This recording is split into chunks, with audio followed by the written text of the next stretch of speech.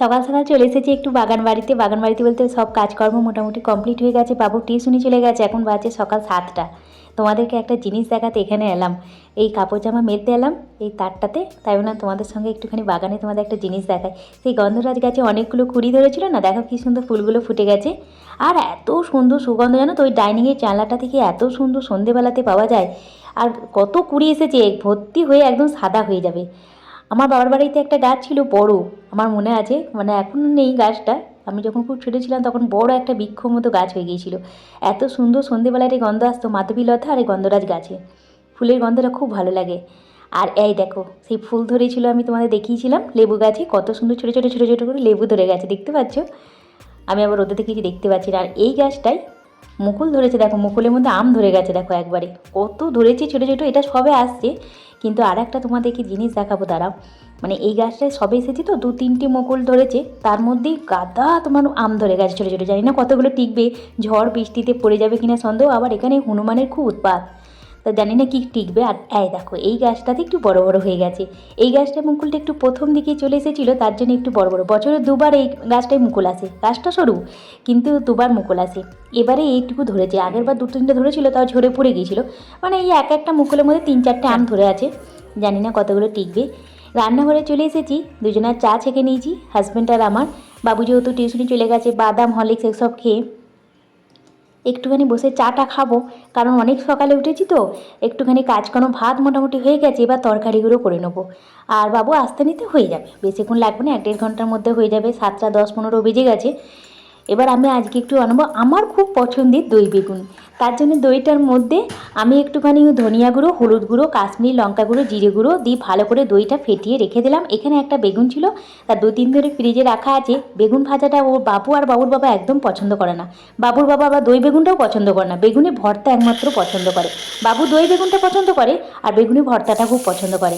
আমি আবার দই বেগুন, বেগুন ভাজা, তুমি বেগুনের যে কোনো রেসিপি দাও আমার খুব পছন্দের। তাই আমার পছন্দের খাবারটা আজকে বানাচ্ছি। এখানে একটু পেঁয়াজ, আদা, রসুন, কাঁচা লঙ্কাকেও বেটে নিলাম।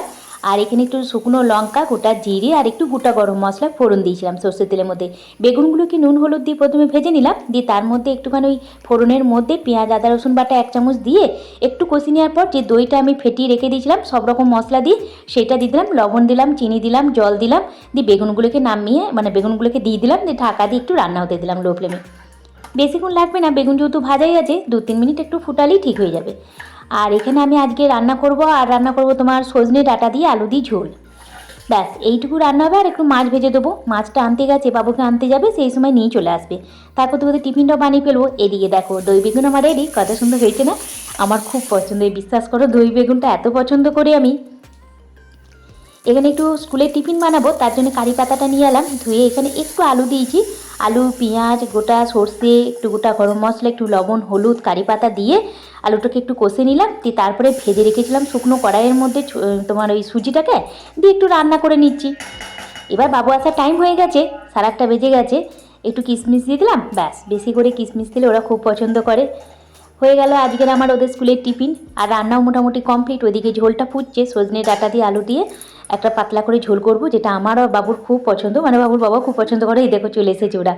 বাবু এইখানে এসেই ও যত কথা টিউশনি বলবে আমাকে, সেই ওখানে গল্প করছে। ওর বাবা একটা মাছ নিয়ে এসে পমফ্রেট, বললো ছোটো ছোটো মাছ আছে, বাবুর বাবা বললো আমি ওইগুলি খাবো, বাবুর জন্য পমফ্রেট নিয়ে এসেছে।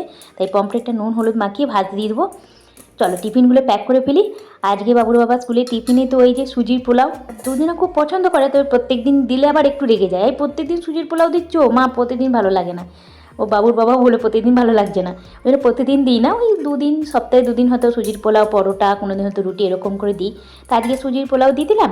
আর এখানে একটু কমলা লেবুটা ছাড়িয়ে কমলা লেবুটা দিয়ে দিলাম। এই খেপে না যে কত কমলা লেবু নিয়ে এসেছি আর আঙুর নিয়ে এসেছিলো, এত মিষ্টি কি বলবো। তার আগের খেপটা কমলা লেবু নিয়ে এসেছিলো খুব টক, যার জন্য বাবুকে জেলি টেলি এইসব বানিয়ে দিচ্ছিলাম। চলো বাবুর বাবা স্কুলে টিফিন রেডি হয়েছে, বাবুরও টিফিনটা রেডি করে ফেলেছি, দুজনাকার টিফিন রেডি হয়েছে, ব্যাগে দিয়ে এলাম। আমার রান্না মোটামুটি কমপ্লিট। বাবুর জন্য মাছ ভাজাটা চলছে, ওরও ড্রেসও পরে নিয়েছে। ওরা খেটে এবার বেরিয়ে যাচ্ছে, 9:30 বেজে গেছে, 9:25। তাহলে আজকের ভিডিওটা এখানেই শেষ করছি। ভালো লাগলে প্লিজ লাইক, সাবস্ক্রাইব, বাই।